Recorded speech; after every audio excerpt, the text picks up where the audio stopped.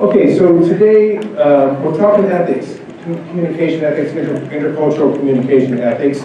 It's a very important field of study in itself, communication ethics, and of course, philosophically, ethics in general. So we're going to be bringing in some philosophical concepts to try to understand the importance of thinking in ethical terms with regard to intercultural communication and intercultural relationships today and on Thursday. Right? So the text introduces a number of terms related to ethics and makes some distinctions. So we're going to start with those and try to sort out these different concepts. All right, the first distinction that we must make is between morality and ethics.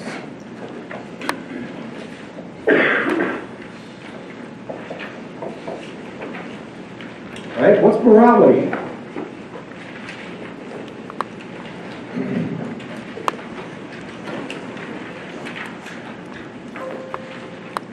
What's a moral system? Can you give me an example? Y'all operate according to one or two, maybe, or one typically, yeah. How we decide what's right and wrong. Okay, so, and how do you decide what's right and wrong? Did I get something over here? I heard a voice. Over here. Oh yeah, what? Huh? Loyalty? Is that a moral? Well, for some people, being loyal, being fidelitous is certainly a moral principle, right? Being true to another person. Being true to another person. Fidelity, right?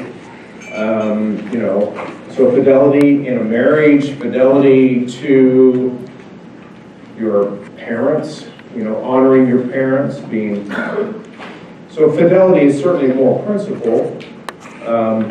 What guides our moral principles? Our moral choices, yeah. Religious beliefs are really integral, right? So religious beliefs in Western Christian culture are based upon what?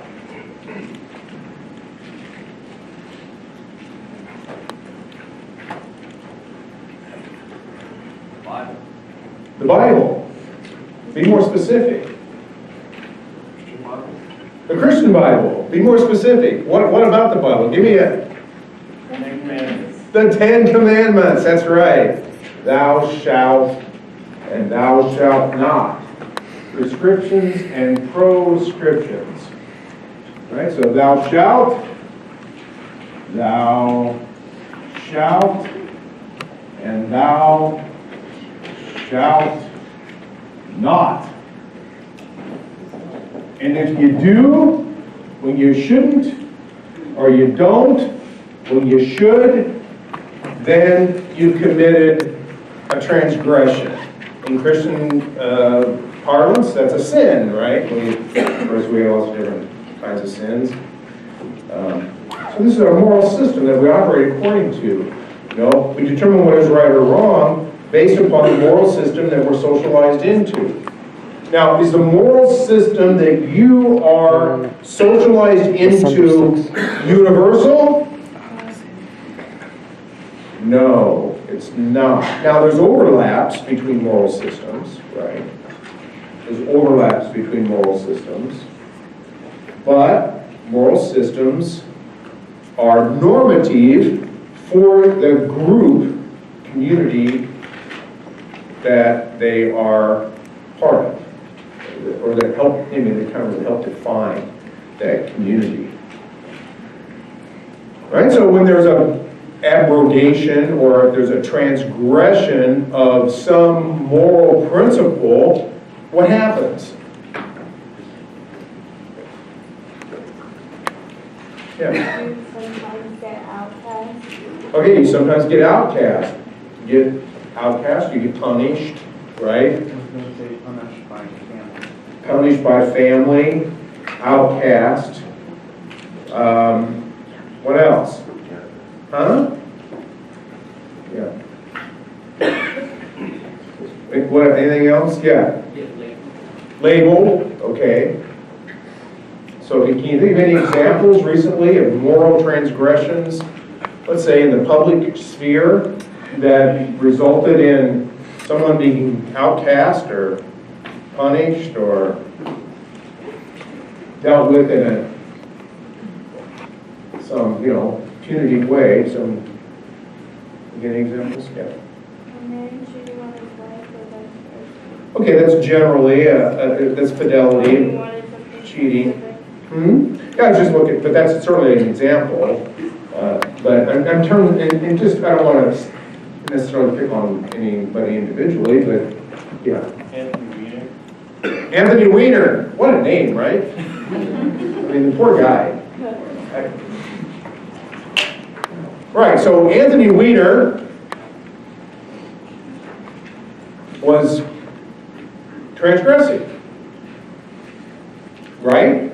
Engaging in, I guess we could call it sexting, openly. He got caught.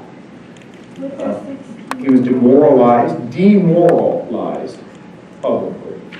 What? With a 16-year-old, I might add. Yeah, with a 16-year-old. So, and this is a guy who was running for mayor of New York, or, he's a congressman at the time. So, and certainly his wife was totally embarrassed, and she divorced him. And she was an advisor to Hillary Clinton. So yeah, that's a public demoralization of this man who had to live with that the rest of his days, this public demoralization. Now, they just made a movie out of it. I don't know if he's getting any royalties from the movie, but evidently it's a... Are they allowed to do that? Because what if he said no? He's a public official, so he's held to a different standard than a private citizen. And I don't think he should get royalties because the reason they're making the movie is because, as we said, he did this and he, did wrong, and then he could get royalties because the movie was made. Well, I don't know. Maybe he does. I mean, who knows? Maybe he'll write the book and be a bestseller. I mean, and sometimes societies celebrate moral transgressions. It seems, no? Do they? No? I have a question. Yeah. Are they allowed to do that? Allowed? Who's allowed to do what? Are they allowed to make a movie about what happened? Well, yeah. If he said no? Well, this is an interesting question. Now, my point about that is that he's a public figure. He's a public official. So he's held to a different standard than a private citizen. Okay? So, in other words, I mean, this is established law. This is settled law. That if you're a public official, you are open to scrutiny and characterization and reporting and so on that a private citizen is not. All right, there's a series of Supreme Court cases that address this particular issue. So I'm thinking he has no choice about the matter. Yeah. Demoralization isn't just like breaking the rules of your society, right? It's more than that. It is when you are publicly flogged, right? You're demoralized in public, and that's what has happened to him. I think it's like the after effect of breaking the rules.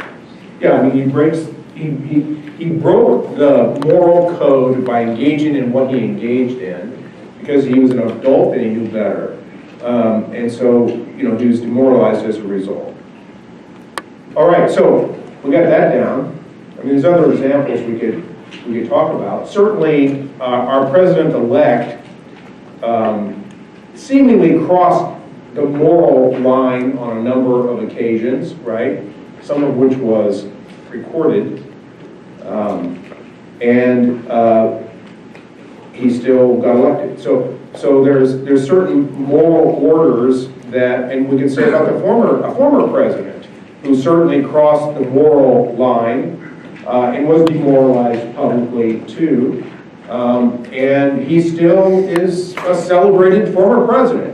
So, there are moral transgressions in which one cannot bounce back from, and there are others that seemingly, obviously, you can. Whether you're forgiven or not, You know, I mean, there's something about forgiveness here that is part of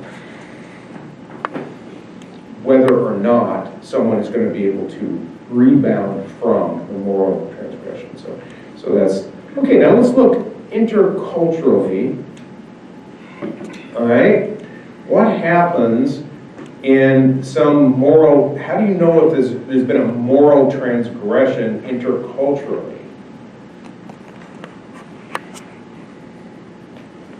What's going on there?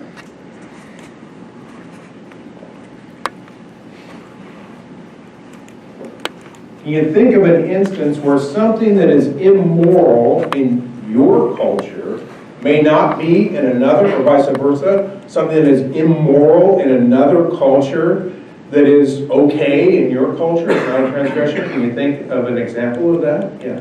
In Middle Eastern countries, it's okay to have more than one wife. Okay, so in some Muslim cultures, I wouldn't say Muslim. well, they're mostly Muslim, but I guess there's Middle other. Eastern, maybe. Well, Mormon too, right? So Yeah. Mormon, Muslim, I think there's some other tribal cultures where polygamy is acceptable, but it's certainly not acceptable and considered a transgression morally in non-Mormon Christian culture, or culture, Christian practices other than the Mormon. Yeah. Women being publicly topless. Women being publicly topless. Okay. You can't do that here, but in like Germany, places in Germany and France. Well, I think that there's very specific locations for that, like beaches, right? I mean, certainly in Spain and in France, in Italy, in some European societies, it's okay to be topless. But we have two German students over here who are laughing at your. I mean, we're talking beaches, right? Yeah. Yeah. They're like It's like, Certain There's like a beaches. fence around, it's like, people can do Yeah. Designated areas. Right. Well, is it immoral? It's illegal, right? I mean, it's called exposure here. So I mean, this is another thing, that the tension between what is moral and what is legal. Yeah. Oh yeah, what's like Legal where? In certain parts. I mean, designated areas, designated beaches. So let's go back to, what was your example? Mancini and his wife. Okay, so fidelity and infidelity, but no, you're talking about polygamy, right? Yeah, so polygamy. So that would be considered not just immoral, but also illegal. Can't do it. You get arrested. And even in modern Mormon culture, that doesn't happen. And also in Muslim cultures, there's very, very strict regulations with regard to having more than one wife for men. All right? The first one is that the first wife has to approve it. And then the man has to demonstrate his capacity to be able to afford it, to be able to support a second wife. And in most instances, it's rural, more tribal kinds of situations in which a man has more than one I wife. have a question. Yeah. If in a specific sect of a culture, if a man is allowed more than one wife, is it the same vice versa, where a woman is allowed more than Not that I know of. Not fair, huh? No. Okay, so, you know, what happens then when two moral systems collide?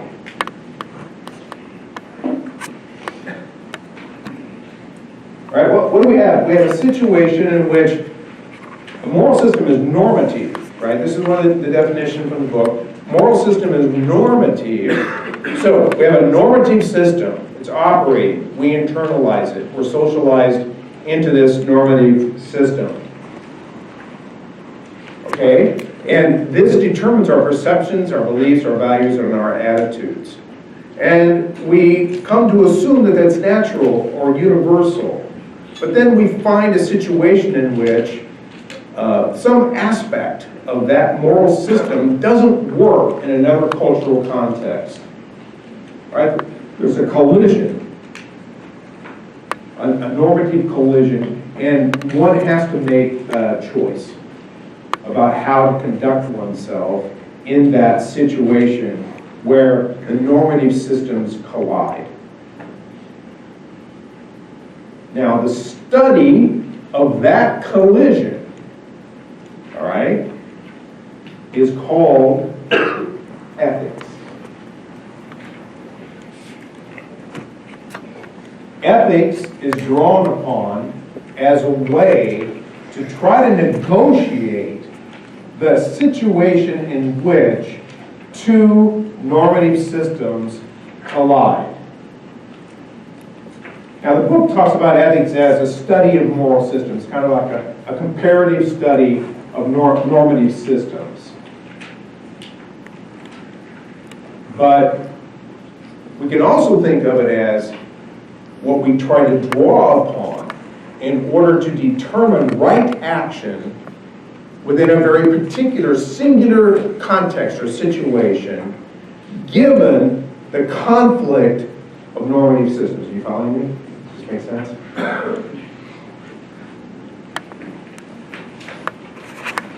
So what do you draw upon in that situation?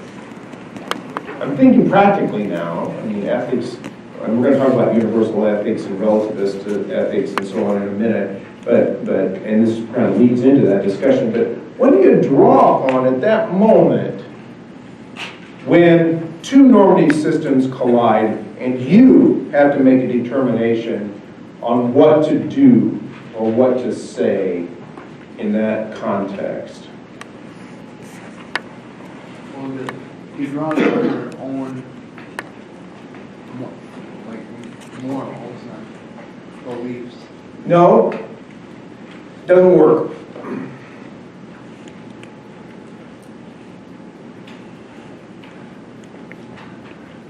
What are you going to draw upon? What do you have to focus on? I guess probably is a better question. What do you have to focus on in that moment? The culture that you're in.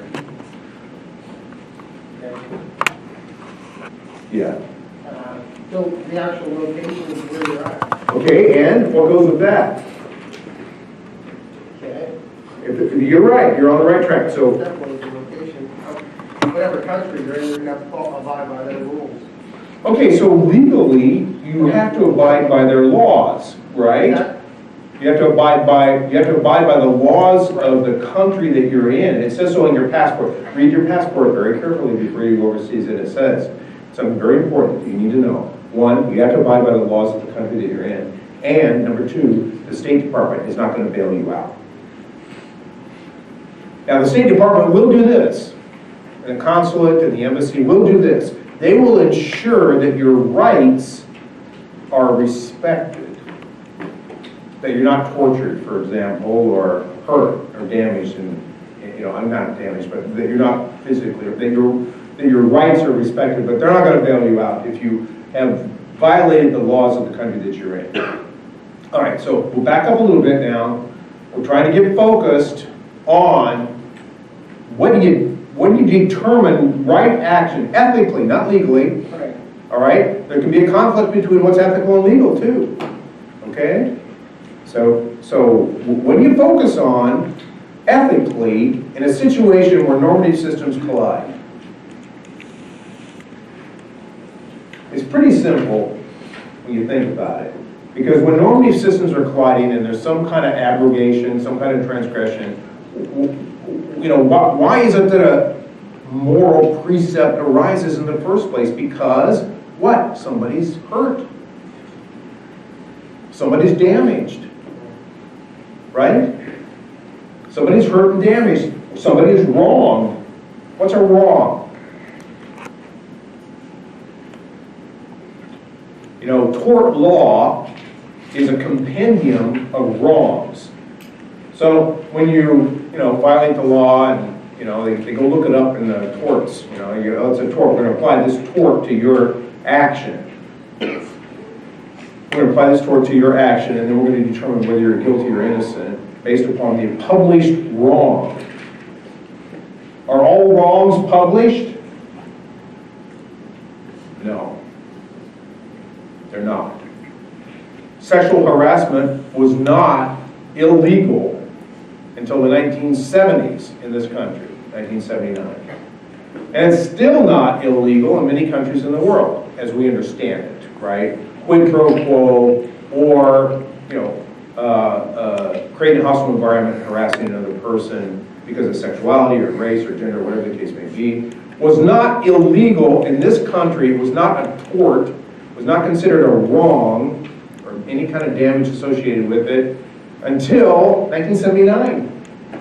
Did it happen before that? Yeah, it did. So it was finally recognized as existing as a wrong. So when you're damaged and you don't have a language to express it, or an idiom to express it, or that's recognized as legitimate, then you're wronged. That's what a wrong is. That you're damaged, you're hurt, but you have no way to get redress. There's no idiom for it. You follow me? So then when it's recognized as real damage and you're given a language for it, it becomes a tort. Tort law in this country. All right, so we're getting at it here. You have to make a determination, right action, based upon a clash of normative systems. The determination has to be made based upon who's damaged. What's the damage?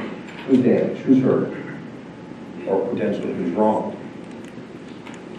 It's a very, very, very common. It's not abstract. We're not talking about abstract Ten Commandments or abstract ideas or beliefs or values. We're not talking about abstractions here. We're talking about very, very particular, singular, concrete damages or damage that is done to another person or persons or groups. And you have to make a determination. And if you make a determination that perpetuates that damage, right? And especially if the person has no recourse, that's wrong action. No matter what the laws are, that's not ethical. Follow me? So you transcend the moral system, potentially, and you may even run up against the law. But you're making right action based upon relieving the damage. You're trying to, relieve the hurt. You're trying to stop the hurt, stop the damage. That's right action. That's ethical. That's ethical action. Ethics negotiates between this clash of normative systems based upon what is good and just, okay? That advances the good life with others in a just institution or a just situation. Now, coming to the defense of somebody in any particular context could be dangerous, right? In, your own cultural world, let alone interculturally, where you're not really sure whether that's the right thing to do. You're afraid for your own self. You have to have some courage that's associated with that kind of intervention. Does that make sense? So morality is a system of normative practices, values, that a culture uses as a basis for the good life in their conception of the good life. And there are different conceptions of that. And ethics, when there's a clash between the normative system, is a more both philosophical and very, very concrete practice. We have to think of ethics as a practice. not just a belief, but a practice that addresses damages and wrongs.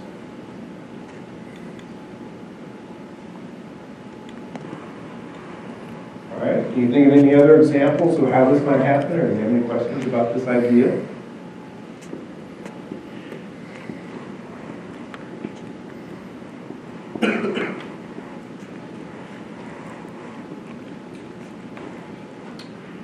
No? Got it? Yeah. I'd say probably, I spent it in the military, I did 20 years in the Army, I'd say about every deployment I went on, to include just conferences in Bahrain, I probably violated about 30 or 40 things every time. But we were on our own base, so it was we were kind of segregated from them. You mean you violated Everybody precepts from their country, pretty much. based upon the other culture? Right, we were on But you were within a base? yeah, we were in like FOB, a forward operating base. Yeah. But there were also local nationals there that saw us do it. Because we hired the local nationals out in town that we trusted. Right. And You mean you don't have to go into great detail, but you mean like drinking and, that's, that kind of thing? of course, got smoke down there every now and then. Yeah. Well, also, if you're in Iran and a woman is walking, or in Saudi Arabia for that matter, and a woman is walking showing her leg, and the moral police is on the street with a bamboo cane, they're going to whip the woman, right? Why? Because she's showing skin. Now, what do? Well, that's very much wronged by our culture. That's illegal in Saudi Arabia, and I think in Iran too, for a woman to be in public that shows any skin. I thought you could show skin in public in certain places, like if they went to a pool, but there wouldn't be anything near the pool. No, not in Saudi Arabia. Well, maybe if it's a woman's only spa or something, that's not a problem, right? But I mean, if there's any men around. Public streets are owned by men in this culture, right? So that's a damage, that's a wrong.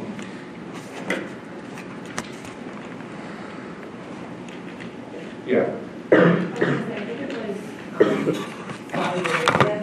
Michelle Obama, I think it was like a few years ago, went to a country in the Middle East and did a more typical dress.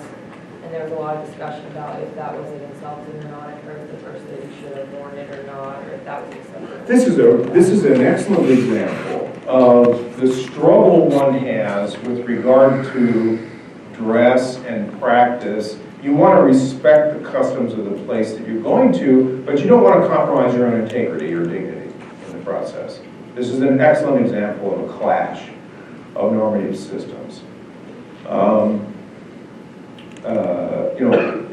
Yeah. I feel like in this case the best thing to do is post up things, but maybe you don't really want to wear your own dress. But just like, or like someone like that covers pretty much almost everything, maybe except for hands. Yeah, I would err on the side, just for everyday folks, I don't know about Michelle Obama. My view, she can do whatever she wants, right? But and I think most of the people in the world think the same thing. So, I don't think she's going to be ostentatious. I don't think she's going to be, she'll be discreet, but, excuse me, she's not going to put on the full regalia, right? And if they expect her to do that, then I would say that they don't get to enjoy her presence. But this is a good example of kind of a clash. And I think that there's a compromise, and I think that a lot of women maybe not all, but certainly if a woman wears very scantily dressed in a very conservative country, like, Saudi Arabia, I guess is the best example, then you're just asking for trouble. You're going to get detained, and you're going to get covered up, and you're going to have to deal with a lot of grief as a result of that, because you are violating their laws, not just their moral systems, but you're violating their laws. So some discretion is recommended in those situations. But there's also the situation in which they need to be tested because there's some wrong there. Don't you think, for women? Clearly, there's something wrong with treating women that way by the Saudi. And you know what? There's a Saudi minister who brought this to the forefront and said, look, this practice is not Muslim, it is tribal. He said the denigration of women in Saudi culture, I forget the guy's name, I'll have to look it up, is tribal, it's imposed by the nation, it is not Muslim. Go back to the time of the prophet, and he drew upon the time of the prophet and said women were treated with respect equally, they didn't have a dress code, they could wear whatever they wanted. This is something that's been brought on by the nation, and he, I don't know what happened to the guy, but he's right. All right, so it's a patriarchal order that is imposing this conduct upon women. There's something wrong about it. And there's nothing wrong with someone from another culture being critical of that, because it's not just Saudi, it's patriarchal. Patriarchal transcends cultures. It's transcultural. Patriarchy is transcultural. I think Across all that cultures. religion is misinterpreted a lot to then make like policies that are authoritative and like controlling and Right. Certainly women and children bear the brunt of patriarchal policies and practices as we see in all these wars. Who's engaged in these wars? Men, right? Who suffers the most? Women and children. And the elderly. So certainly this is something to consider, yeah. Can I give another example? Sure. When I was still in high school, I had a therapist who was from India, but he was a Pakistani Muslim. And I asked him, I find it really strange that Islam says it's for peace, especially the respect of women, yet people always say when women wear their hijabs or their headscarves, it's to keep themselves modest. He's like, that's not true at all. The environment in India is really aggressive weather-wise and temperature-wise. The headscarf is originally for the protection of the women's hair and skin. It was people who decided to disguise it as a religious thing and a modesty thing, when really it's to protect. Well, the origin of the hijab, the origin of the hijab, the scarf, actually was back in the Prophet Muhammad's time, when men would come from other tribes to visit Muhammad. The women in his, compound would voluntarily put on this scarf in order to be modest. In order to not, be, if they're going to present themselves in public, it was an act that they initiated, not one that was determined or directed by Muhammad or any of his. I just wanted to But every culture has a different reason. For that. And he doesn't make his daughter wear it. No, women put on the scarf, and this is something that is a really important an issue that we can address here in great detail if you want. Women put on the scarf in Morocco, for example, and not all women wear the scarf, but when they do, they just put on the scarf in order not to attract the attention of men on the street. You following me? It's not to get harassed on the street. If you put on the scarf and you don't put on a lot of makeup and you're walking down the street, you're not going to get harassed. If you're verbally harassed, like I said, the streets belong to men. Like it or not, it's true. And of course, you can go into certain boutiques and other shops and so on and so forth where that's not the case. But the streets, look out. If you're a woman, expect to get catcalls, whistles, verbal harassment, if you are displaying your sexuality very much at all. It's going to happen. So a lot of women that I know, they put on the scarf just to avoid that. Others are defiant, and they say, you know, and they talk back. You know, if they get harassed, they'll either talk back or they'll ignore. And it's not going to happen if the woman is with a man. They're not going to get harassed. And but it's brother or father or husband or, you know, boyfriend or whatever, the woman's not going to get harassed on the street. If she's by herself, she will, if she's not covered in some way, typically. With another friend, female friend, probably not. Maybe, depends. Depends on where you are. But look what's happening in France. If a woman wears a scarf, I mean, there's a new presidential election coming up, and the socialist candidate, Hollande, is not going to run again. The socialist candidate, the current prime minister of France, is running, and he has said that he's going to ban the scarf from any public building in France because he's a strong secularist. Laïcité is the French word for secularism. Yeah, he can. I mean, this is something that they have tried to advance. Okay, it's controversial, but also if a woman is wearing a burkini, we talked about this before, at the beach, a full covering, you know, a veil. We're not, you know, the difference between hijab is just a scarf. The burkini, or the burqa, is a full covering.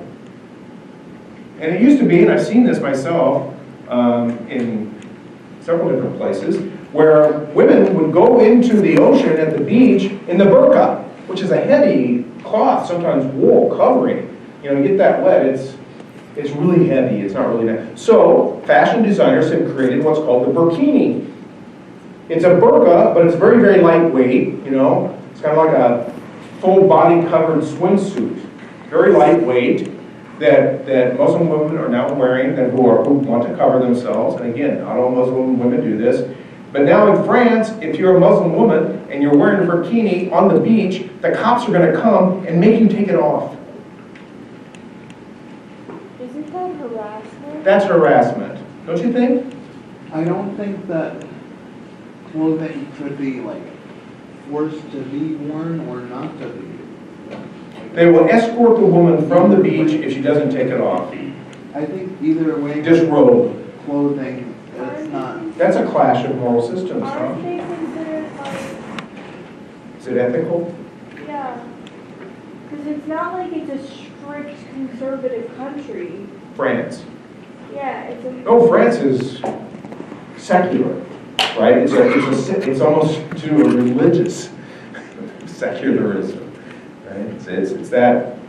So any religious insignia that you wear is considered a transgression of the secular norms that are part of I French don't think there culture. should be laws about what clothing.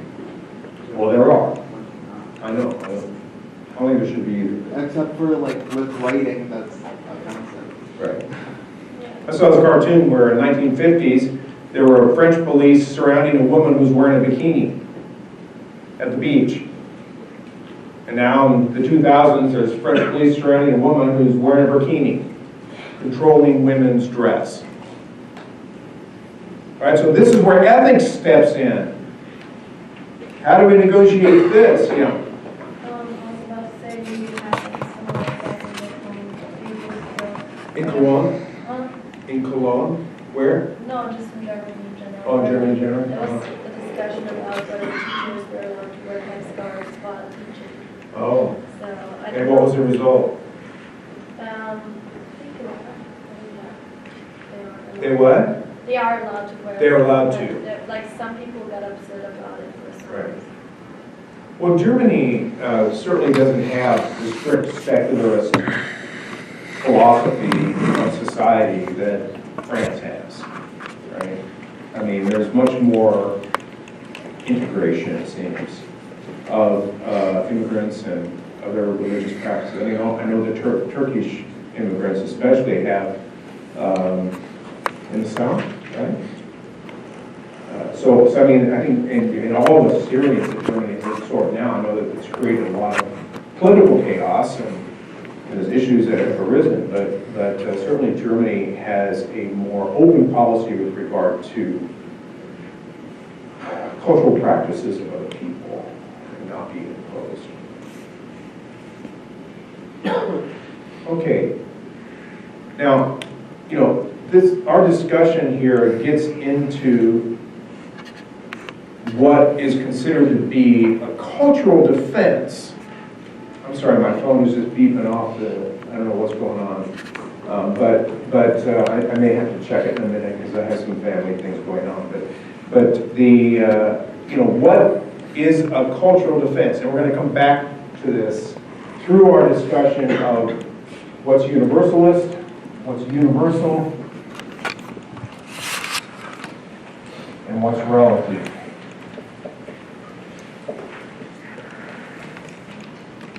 All right, I want everybody to get out a piece of paper and write down what you think is a universal practice that should be recognized and what is a relativist practice, okay?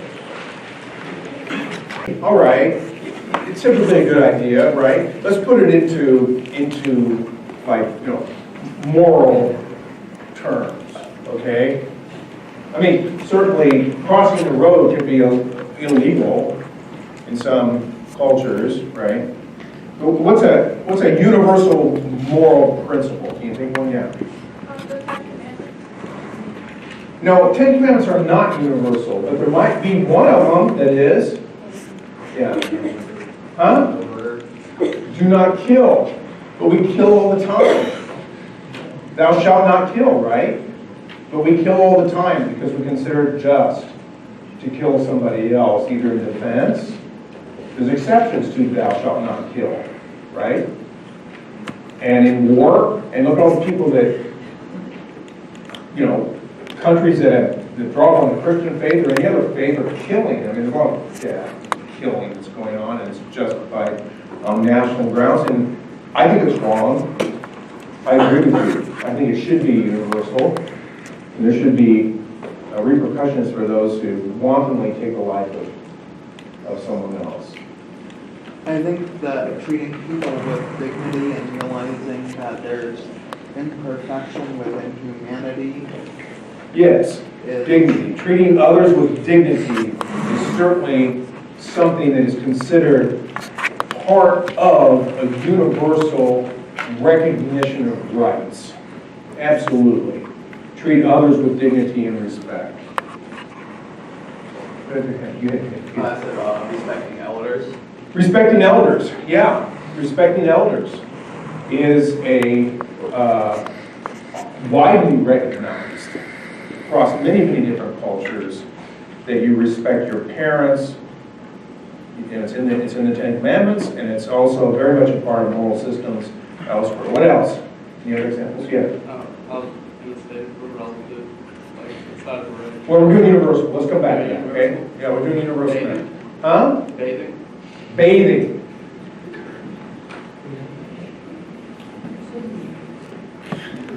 Is it moral? Being clean, you know, maintaining cleanliness is a good idea. Yeah. Okay, what else? Any other universal example? What about stealing?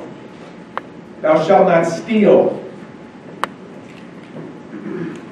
You know, I mean, there are interesting moral dilemmas that are set up with regard to stealing. When is it okay to steal? Like, okay to steal? Someone is really, really in need, like. Right. So there's a drive. You have to eat. Someone needs the medicine, but you can't afford it. You know, your child or your spouse is going to die. And you've got to get this meds, but you don't have the money. You break into a pharmacy and steal the meds. Is that an exception to stealing? Is it moral? This is a dilemma. I mean, this is kind of like one of those philosophical, ethical dilemmas. Okay, good. These are good examples. What about relative? What is relative? What's an example of a relativist approach to morality or ethics?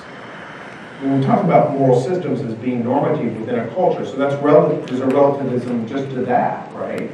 And that other cultures may not share in your moral code. Yeah. Like maybe in the Middle East, at 12 years old, you can start drinking wine. In the Middle East? Yeah, maybe. Well, that's pretty broad. I don't know. I know that in some cultures, drinking wine or beer, you just have to have your nose above the bar, right? And then you can. What's the morality? Well, I guess, he's saying in terms of child rearing, it'd be immoral to allow your child to drink. Any other examples? Relative notions of ethics or morals? Come on. Did you write something down? Yeah. In some countries, girls are married at a very, very young age. Yes. And here, we would never think of letting a 14-year-old get married. That's right. That's an excellent example. There are arranged marriages in some cultures with very young girls who are 14, 15, I mean, even younger sometimes. And then they are obligated, and this is patriarchy again, because typically there's a dowry involved, the father is getting something in return, and they're married off, and the girl is obligated to go. And if she runs away, she could be killed, right? These are honor killings, the honor of the family. And certainly in this culture, that would be considered not only immoral, it would be illegal. So that's a very, very good example of relativist ethics. Anything else? Other examples of a relativist ethic or relativist practice? Oh, come on, you all wrote something down, right? You had something? Oh, yeah, I just said what side of the road to drive on. Oh, well, no, that's not moral.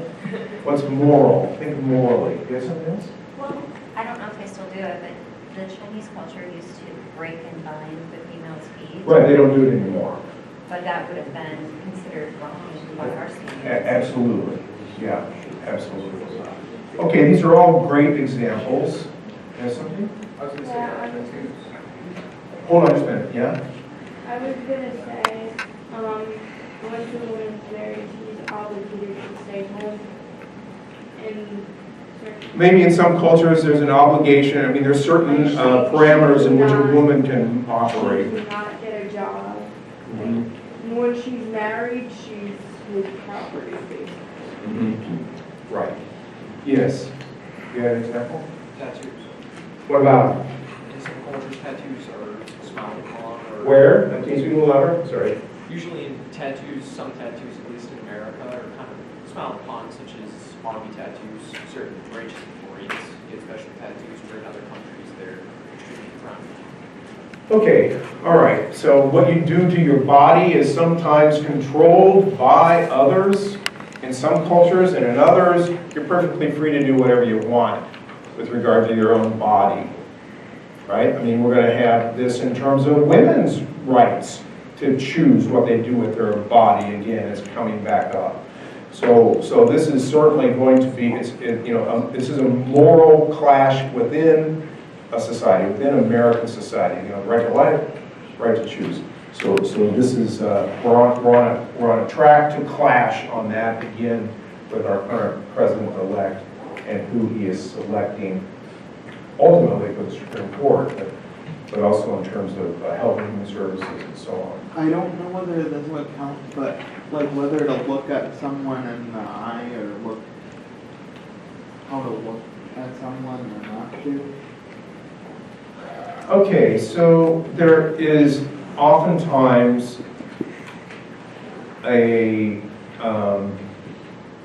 meaning associated with looking someone in the eye that is going to be different from one culture to the next. In one, it may mean integrity and honesty, and another, it may be aggressive. So, that could be linked to moral action depending upon how the person responds. Certainly the story I told you about looking at this one Japanese guy in the eye meant that I wanted to fight, right? And so then, is faced with an ethical decision on how to respond to his aggressiveness, right? His aggressiveness in terms of his physical location to me, his abusive language, his spitting, didn't spit on me, but next to me. So there was a transgression of what I consider to be, moral respect of me, my own dignity, who he didn't even know. So that certainly was a transgression, but it's how one responds to that matters, I think, generally speaking. Any other examples? Yeah. What you eat, like beef or something, What you eat? or like dolphin. Okay, so it's immoral to eat certain kinds of foods, especially of endangered species, right? So for the Japanese, it's no problem, they'll eat any fish. Even endangered whales, sperm whale. There's a practice of definning sharks because the fin of the shark has supposedly an aphrodisiac or something. There's the killing and slaughter of tigers in India and other places where they think that the different parts of the tiger have spiritual or aphrodisiacal types of or medicinal forms. So certainly that's a clash.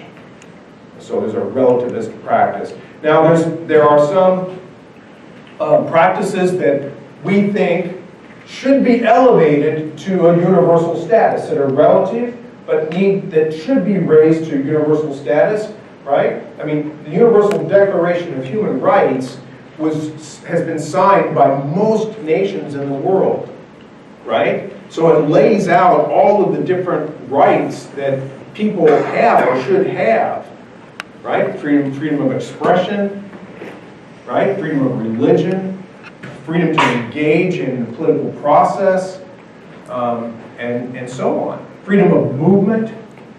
So these kinds of things are recognized universally, but every culture interprets them maybe a little bit differently, right? So there are cultural absolutes that are relative, you following me, that will trump the universal rights associated with the Universal Declaration of Human Rights and the associated covenants. So those cultural absolutes are the most operative form as those universal rights get transferred and interpreted within a cultural system. Yeah. There are certain standards you have to meet also in your rights to join the EU.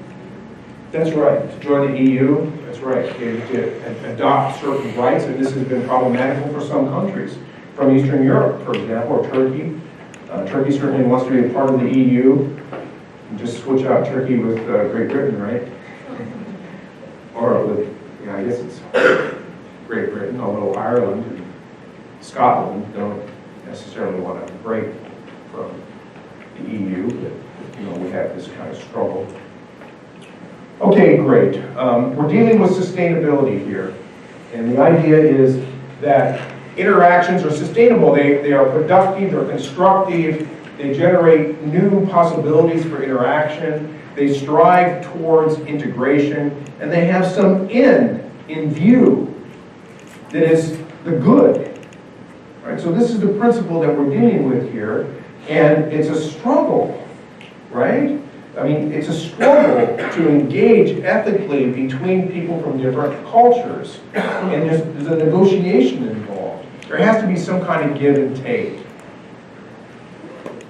Right? You can't expect the other to adopt your moral system completely or vice versa. So what that means, and I go back to this idea, that every singular instance determines the right action that can and should be taken. And sometimes that requires some risk and some courage.